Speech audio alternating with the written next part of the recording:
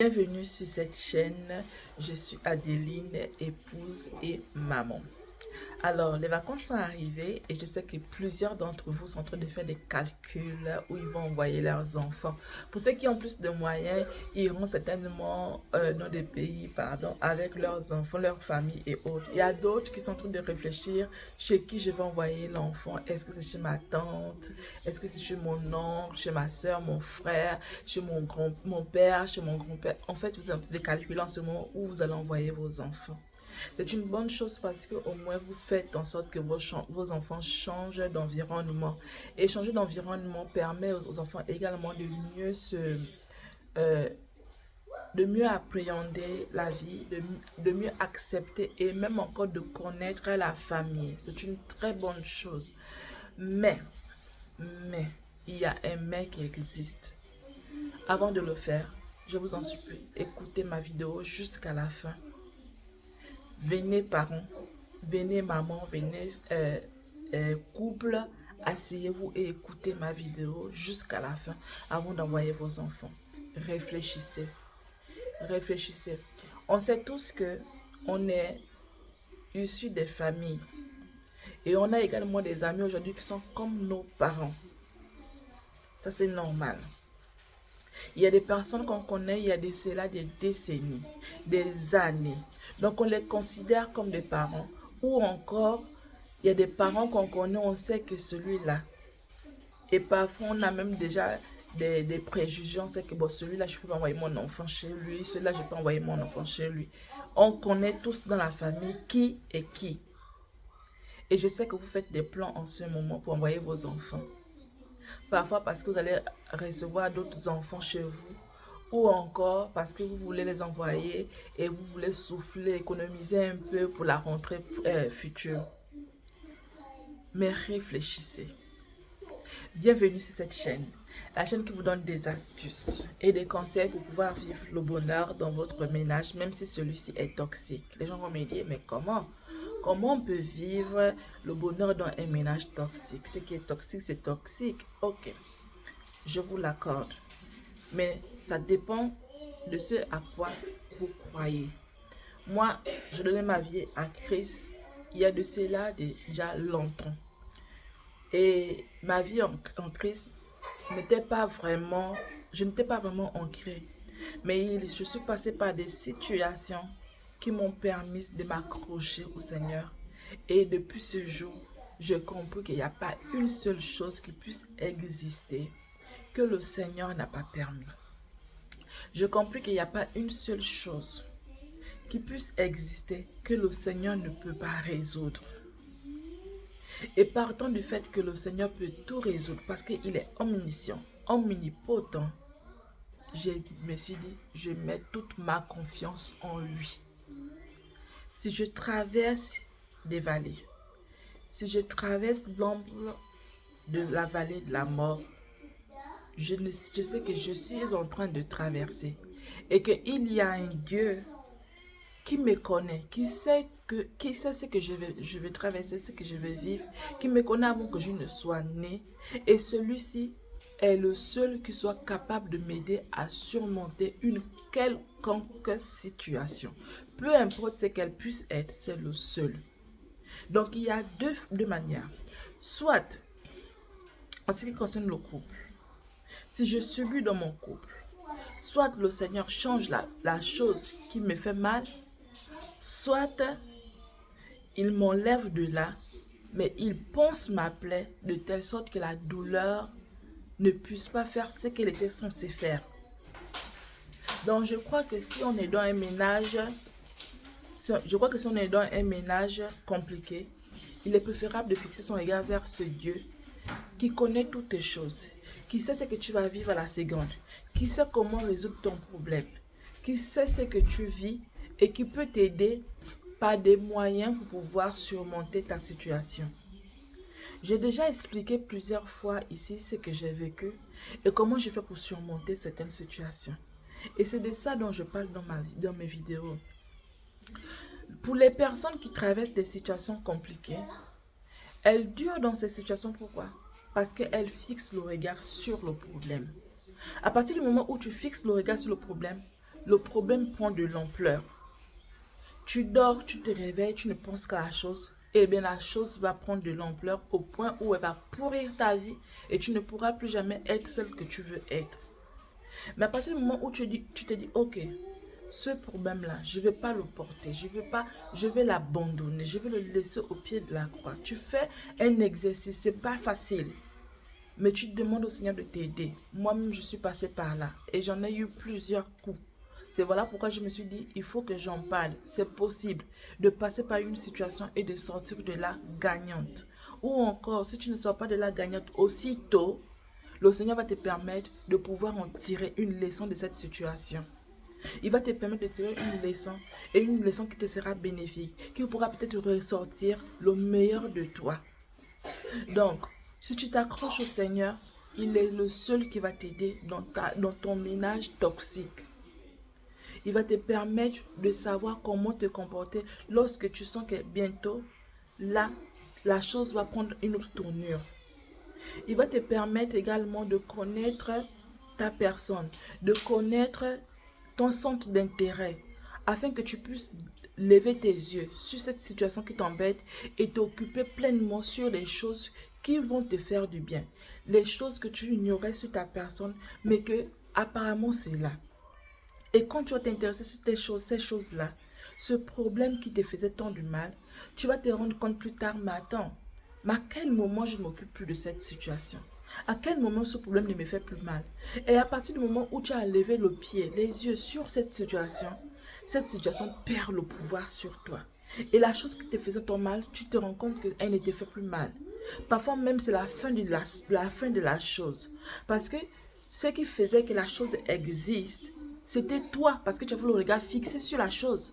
Mais à partir du moment où tu n'as plus le regard fixé sur la chose n'existe, ne va plus exister. Elle perd son pouvoir sur toi et elle ne va plus exister. Et tu verras que tu n'auras plus de ce problème.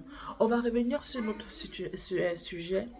Vous les parents qui voulez aujourd'hui envoyer vos enfants en vacances, c'est qu'il y a une bonne chose. Mais avant d'envoyer vos enfants, réfléchissez.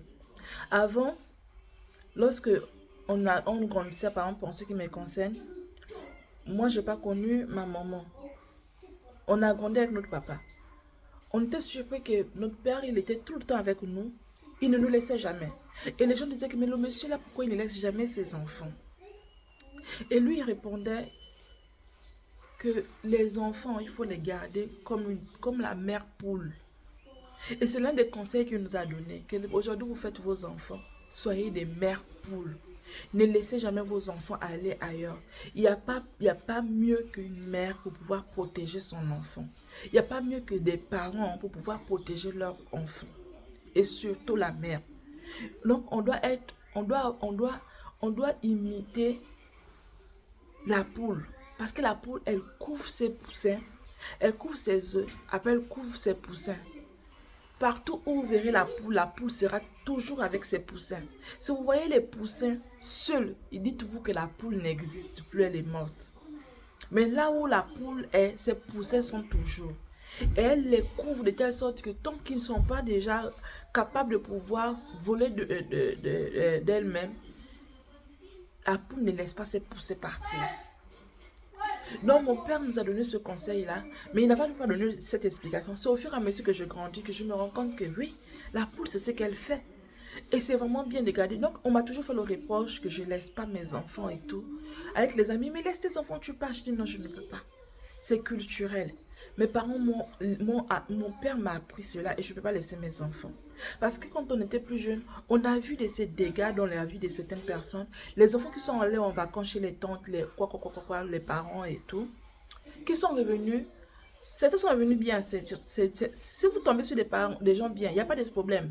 Certains sont revenus vraiment, ils étaient bien. Mais il y a beaucoup d'enfants qui sont revenus, qui ont été gâtés. En fait, dans le sens où les enfants ont été initiés à la sorcellerie. Ah, c'était avant. Hein. Les enfants étaient initiés à la sorcellerie. Il y avait toujours des petites choses où encore on les avait... En tout cas, il y avait toujours des trucs en rapport avec la sorcellerie. Ce qui fait que les parents réfléchissaient à deux fois avant d'envoyer leurs enfants quelque part. Parce qu'ils ne savaient pas qu'est-ce que mon enfant va manger. À moins que si l'enfant est déjà grand et qu'on sait que bon, là, il a l'âge de pouvoir faire certaines choses, on te laisse partir avec ton enfant. Mais tant que ton enfant n'a pas la possibilité de faire certaines choses, on refusait toujours parce qu'on se disait, machin. Et nous, on a observé ça. Et les gens disaient ça à mon papa. Bien qu'il y ait des gens qui laissaient leurs enfants partir, hein, mais les gens faisaient toujours le reproche à mon père et nous, on écoutait comment notre père réagissait. Et c'est l'un des conseils qu'il nous a donné que les enfants, soyez des mères poules. Si c'est papa, papa, soyez père poule de telle sorte que vous couvrez vos enfants. Tant que vos enfants n'ont pas la capacité de pouvoir faire des choses d'eux-mêmes, couvrez vos enfants. Avec le Seigneur, on a compris que, ok, il n'y a que Dieu qui garde. C'est Dieu qui protège. Donc maintenant, si toi, parent, c'est vrai que c'est Dieu qui garde. Mais si, si tu as la possibilité de faire quand même à ton niveau, fais à ton niveau. Ne dis pas que c'est Dieu qui garde. Oui, c'est Dieu qui garde. Ça, c'est clair. On ne va pas contester. Mais si tu as la possibilité de garder à ton niveau, garde. Et maintenant, au moment où ils vont à l'école et où tu sais que là-bas, tu ne peux pas contrôler, confie tes enfants au Seigneur. Même quand ils sont avec toi, confie-les parce qu'ils peuvent tomber même là où tu es. Ils peuvent tomber.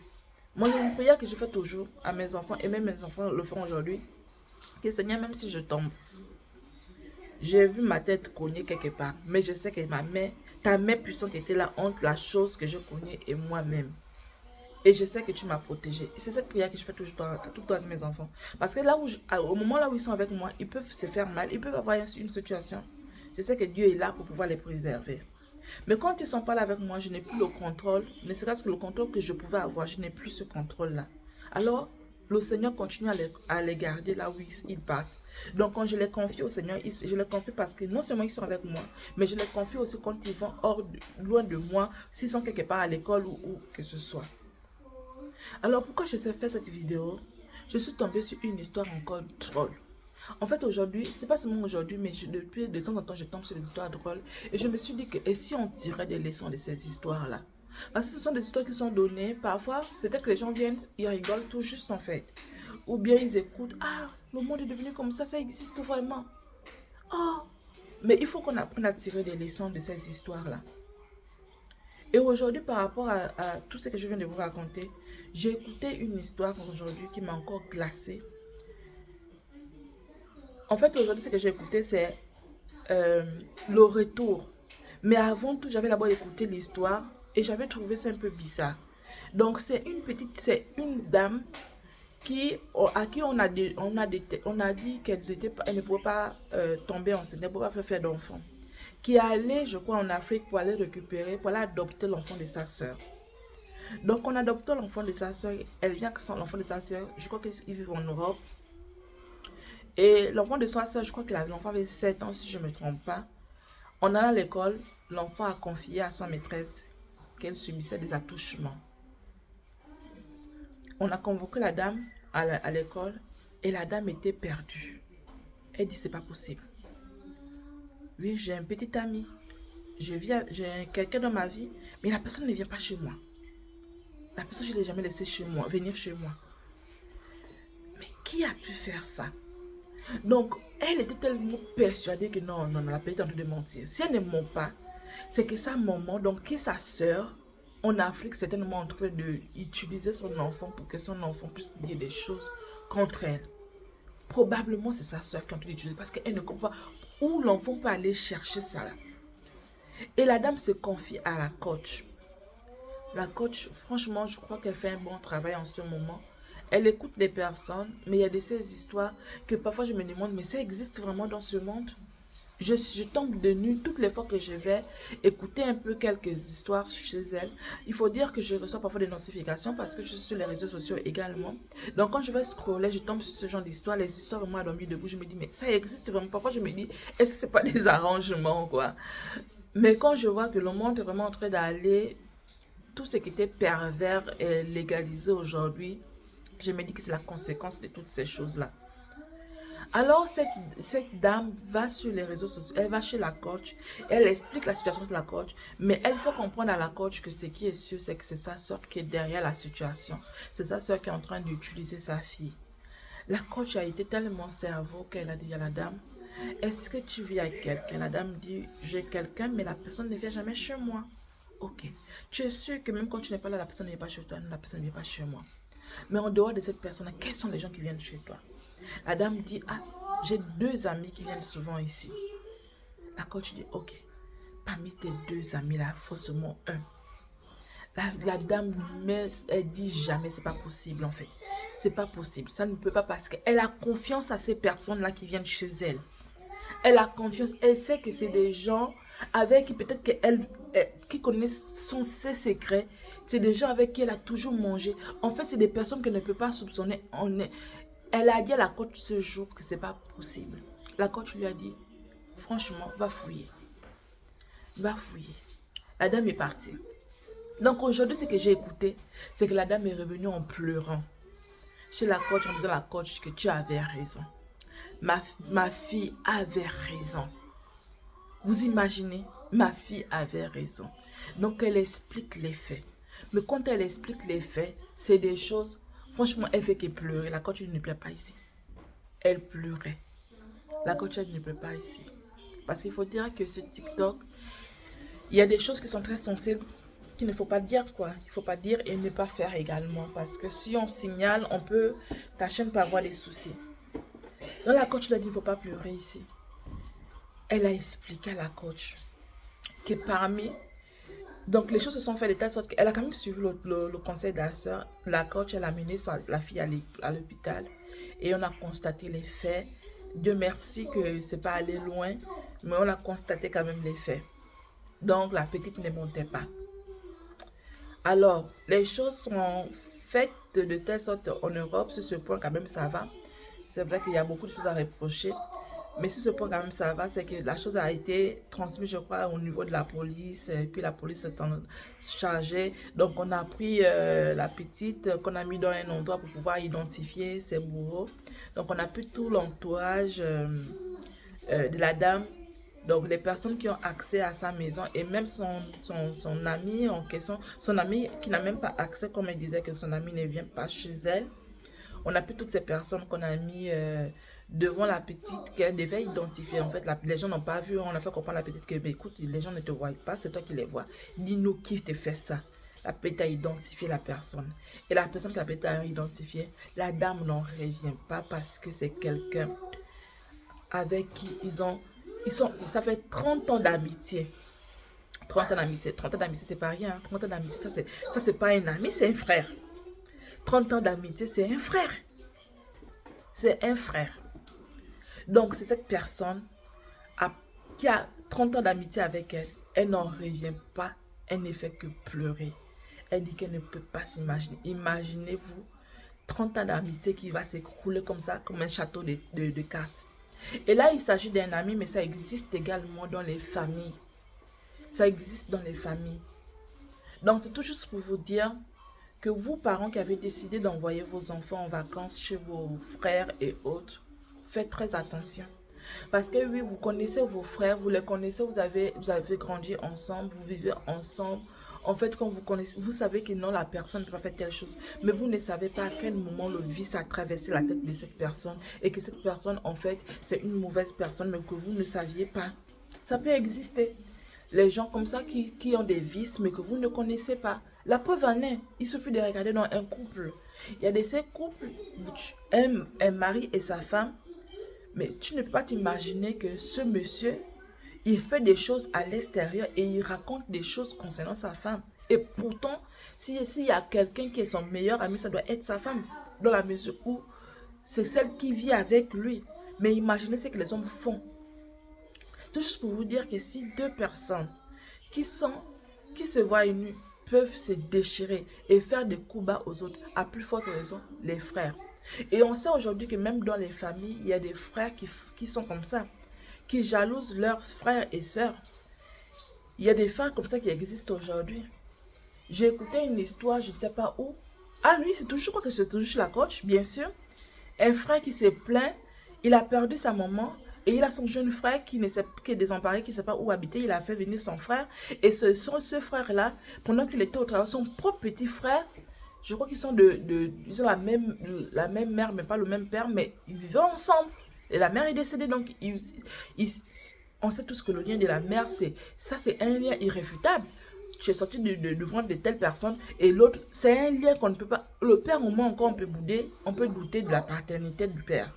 Mais de la mère, on ne peut pas douter. Ça veut dire que si vous sortez du même ventre, forcément, à coup sûr, vous êtes forcément frères et sœurs et vous avez tout intérêt à être vraiment liés, soudés. Si on dit le père, le lien du père, on peut comprendre. Mais le lien de la mère, il est incontestable. Donc, quand on sort de la même mère, forcément, on est soudés. Mais ce monsieur, il s'est retrouvé à l'hôpital, interné. Il a retrouvé son propre petit frère avec son épouse dans leur lit conjugal. Tout juste pour vous dire que même les frères, les sœurs et autres, il y a des personnes qui sont poussées à des vices. Il y a des gens, on ne sait pas, tu ne connais pas sa moralité. Peut-être que c'est quelqu'un, oui, c'est ton frère, mais tu ne sais pas à quelle obédience ton frère s'est déjà lié, mais vous ne connaissez pas en fait. Vous ne connaissez pas. Donc, il y a des gens qui ont des vices en eux, mais que vous ignorez en fait. Et quand tu prends ton enfant, tu envoies ton enfant chez quelqu'un comme ça, mais c'est horrible. Avant, on parlait de sorcellerie, mais aujourd'hui, on parle de viol. On parle des enfants qui sont violés. Donc, c'est des choses qui vont en crescendo dans la mesure où on est en train de légaliser ou encore rendre normal les choses qu'avant on pouvait décrier. Le monde, je ne sais pas où il va, mais tout ce que je sais, c'est que si vous voulez envoyer vos enfants en vacances, réfléchissez. Réfléchissez. Réfléchissez. Moi, j'ai toujours dit à mon mari que jamais. C'est pas. Les gens vont peut-être me penser que moi, je suis bizarre, je ne sais pas trop quoi, que je veux pas que mes enfants aillent chez X, Y. Surtout quand c'est qui concerne mes parents. Mais moi, je dis à mon mari que non, je suis désolée. Vraiment, il faut me soutenir sur ce point. Je ne me vois pas laisser mes enfants où que ce soit. Je ne me vois pas. Je ne me vois pas le permettre. Je ne me vois pas parce que, avec tout ce qui se passe aujourd'hui, je ne me vois pas le permettre. À la limite, si ils sont en âge de faire des choses d'eux-mêmes, ok, là, j'ai pas le choix. Ils sont grands, ils peuvent décider d'eux-mêmes, ils ne se laissent plus influencer, ils n'ont peur de rien. Là, je peux laisser mes enfants partir parce que je sais que avec les valeurs que je les inculque aujourd'hui et le Seigneur qui est là, qui est au centre de tout dans leur vie, ils vont faire tout pour être droits. Donc, devant certaines situations, ils vont pas fléchir. Quand ils reviennent de l'école, moi, je questionne mes enfants. Hein. Ils reviennent de l'école, je les questionne. Hein. Avant de partir, je répète ça à mes enfants tout le temps quand vous partez à l'école. Personne n'a le droit de vous toucher. Hein. Je dis, on ne touche pas les fesses, on ne touche rien. Celui qui vous touche, vous venez dire, vous dites à la personne que je vais dire à ma maman. Et maintenant, s'il te fait peur, tu viens me dire, je dis que maman, tu sais que maman a fait les amations, non? Donc, si on dit qu'on va taper maman, tu dis c'est faux, on ne peut pas taper ma mère. Ma mère, on ne peut pas la taper. Tu viens me dire parce que justement, parfois, on traumatise les enfants en disant que, écoute, si tu vas dire, je vais faire telle chose à ta maman. Et l'enfant a peur qu'on puisse faire du mal à ses parents. Je dis à mes enfants que non, il ne faut pas avoir peur. Maman fait les amations. Il faut me dire, si on dit qu'il ne dit pas à ta maman, tu viens me dire. Tu viens me dire. Et tout le temps, je questionne mes enfants. Je dis, est-ce que quelqu'un a touché? Non. Parfois, même, ils me disent, non, quand j'ai joué avec mon ami a touché. Je dis, il a touché où? Comment il a fait? Donc, il m'explique et je me rends compte que c'est en jouant que la mère... Oh, moi, je surveille, hein. Je surveille.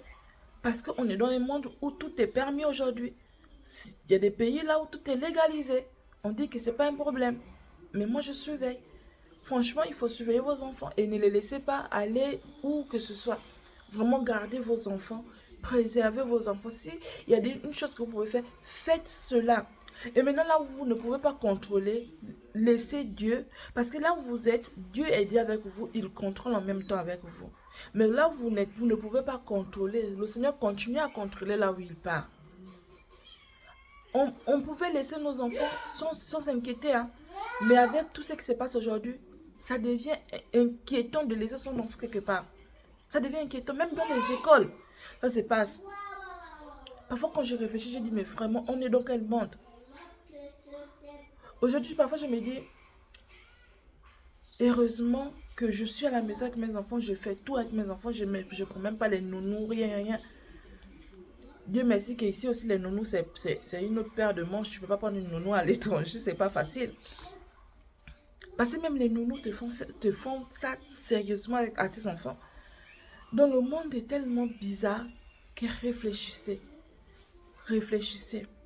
À la limite, Aujourd'hui, il y a des choses, il y a les R&B qui sont un peu mis à la disposition de tout le monde partout. Vous voulez voyager, vous voulez vous déplacer avec vos enfants pour que vos enfants puissent goûter à d'autres choses, voir d'autres horizons, parce que ça permet aussi de rendre l'enfant autonome et en même temps l'enfant, ça grandit en fait, ça grandit l'enfant. Quand l'enfant voyage, voit autre chose. Épargnez de l'argent et allez avec vos enfants en vacances, même si c'est un endroit où vous ne dépensez pas plus.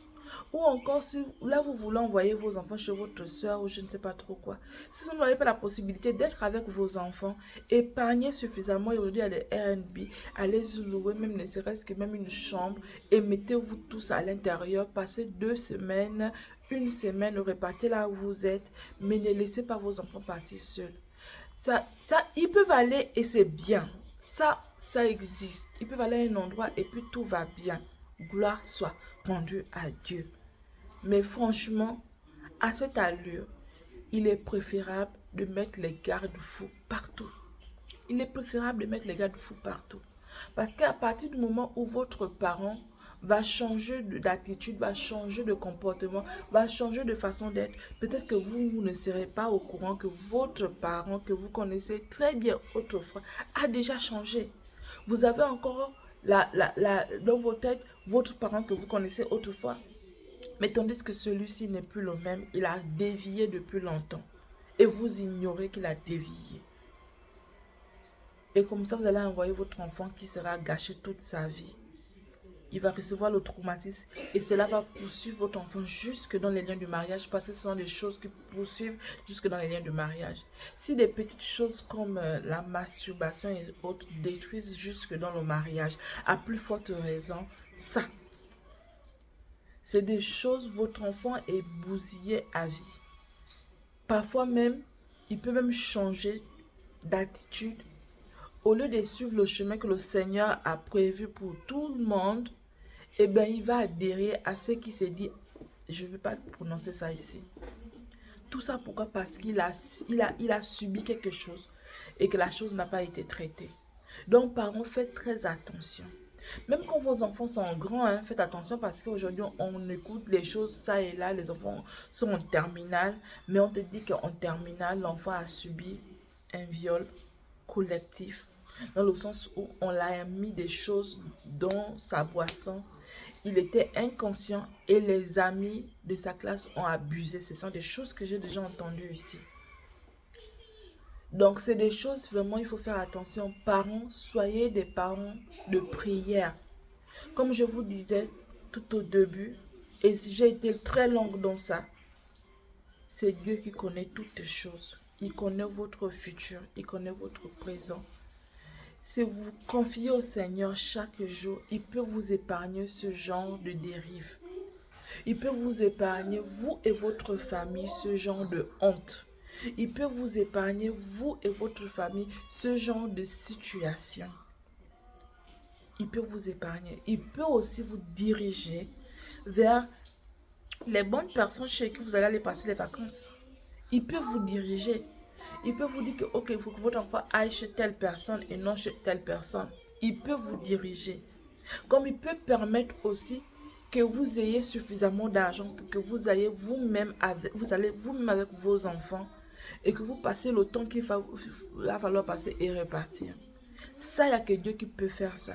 De la même façon qu'il peut te sortir de ta situation compliquée dans ton ménage, de la même façon, il peut résoudre ce genre de situation si tu lui demandes de venir intervenir. Voilà pourquoi je dis sans cesse que la clé de toutes choses en ce moment, c'est le Seigneur. Si tu as le Seigneur avec toi chaque jour, tu dors, tu te réveilles, tu as le Seigneur avec toi, il t'épargnera de beaucoup de situations. Et même quand tu traverseras certaines situations, il t'enseignera dans cette situation-là. Ce ne sera pas une situation qui viendra pour te perdre, mais par contre une situation qui viendra pour te grandir ou pour faire ressortir quelque chose de fort en toi. Lorsque moi je traversais mes situations, je ne savais pas que j'allais me retrouver devant les réseaux sociaux et parler à certaines personnes. Même s'il y a une seule personne qui m'écoute déjà, c'est beaucoup. Parce que je ne le faisais pas. C'est vrai, j'aimais déjà conseiller les gens. Je passais mon temps à conseiller les gens. mais passer par une certaine situation a démontré ou a sorti en moi ce côté-là humain, ce côté où je suis penchée à vouloir aider certaines personnes, à communiquer avec certaines personnes, chose que je ne faisais pas. Donc, les situations parfois compliquées, vous ne comprenez pas pourquoi vous vivez cette situation-là. Mais si vous vous confiez au Seigneur pendant que vous vivez cette situation, cette situation ne sera plus mauvaise, elle ne sera plus destructive pour toi, mais sera enseignante pour toi. Ce sera quelque chose qui va t'apporter, qui va te faire découvrir ce que tu es en réalité. Elle te fera découvrir quelque chose en toi, ce que tu ignorais en toi. Cette situation va venir faire en sorte que tu vas ressortir le meilleur de toi. Et ça, c'est prendre la chose du bon côté. Parce qu'il y a des situations qui viennent qui te détruisent et par la suite tu deviens épave. Ça, c'est pas bien. Mais quand tu choisis, tu dis que moi je choisis le Seigneur dans cette situation, au moins ta douleur ne sera pas vaine. Et ce que vous devez comprendre, c'est que lorsque une douleur, quand tu traverses une douleur, tu traverses une difficulté. Si tu n'as pas compris la leçon que tu dois tirer face à cette situation, tu vas repartir sur ce problème-là, peut-être sur une autre forme. Le problème reviendra plus tard. Tout problème qui arrive chez nous, ça doit nous servir de leçon. On doit en tirer une leçon. C'est comme si tu traversais, c'est comme si tu faisais un examen et il faut avoir cet examen-là. À partir du moment où tu n'as rien tiré de cette situation, sache que tu vas revivre ça, peut-être sur une autre forme. Donc, prenez vos problèmes comme des tremplins. Si vous les prenez comme des tremplins, c'est la première chose à faire pour détruire, pour arracher le pouvoir à cette chose de te vaincre. Quand tu prends ce problème comme un tremplin, quand tu cherches, mais c'est quoi que je dois découvrir dans ce problème, tu commences à détruire ce problème-là. À partir du moment où tu te poses seulement la question, le problème est déjà détruit. Et quand tu commences à trouver les réponses à cette situation, ta vie est clean. Alors, je voulais faire ce message pour tout parent qui veut envoyer son enfant en vacances. Réfléchis. Réfléchis. Demande à Dieu de te diriger. Ou va avec ton enfant et reviens par la suite avec ton enfant. Ne le laisse pas. Ne le laisse pas parce que le monde est méchant aujourd'hui. Il y a des gens qui ne détruisent pas leurs enfants, mais qui détruisent les enfants des autres. Alors prenez cette vidéo, partagez-la. Partagez, envoyez à qui vous voulez, mais que la personne suive avant d'envoyer son enfant en vacances. S'il est majeur, ok. Peut-être qu'il sait faire déjà ses choix. Mais si c'est un majeur, mais enfant encore dans la tête, garde ton enfant. Garde ton enfant. Si tu veux l'amener à pouvoir évoluer, à faire des choses de lui-même, demande à Dieu comment tu dois faire. Tu peux par exemple sortir avec ton enfant et tu lui demandes de faire certaines choses. Moi, pour pouvoir amener mes enfants à devenir des hommes, je les envoie par exemple, au début j'allais avec eux dans les magasins, dans les supermarchés, qui sont pas loin de la maison et je lui dis, ok, prends le panier, ramasse, et quand on arrive à la caisse, je lui donne pour payer. Là maintenant, je les laisse partir eux-mêmes, je dis, bon, ok, je fais une petite liste, peut-être de 5 articles, je dis, va m'acheter ça. Tout juste pour qu'ils apprennent. Tout juste pour qu'ils apprennent. En fait, je suis obligée de faire ça pour qu'ils apprennent aussi à se détacher un peu de moi. On sort, on est ensemble. Je dis, il faut prendre... C'est ceux qui ont le téléphone. Je dis, prenez vos téléphones. Donc, quand ils vont jouer un peu, si c'est clips, je dis, allez-y. Et au cas, dans la mesure où vous vous perdez ou quoi que ce soit, appelez-moi. Ou moi, si je vois que vous durez, vous ne venez pas, je les appelle. Tout juste pour les amener à pouvoir affronter ce monde petit à petit. Jusqu'à ce que je vais voir que maintenant, ils peuvent faire quoi que ce soit. Je pourrais les laisser. Mais pour le moment, je ne peux pas. Parce que le monde est devenu compliqué aujourd'hui. Alors, si tu es un parent comme moi et que tu as constaté aussi ce genre de choses, partage cette vidéo, abonne-toi et grandissons la communauté. Et à la prochaine vidéo.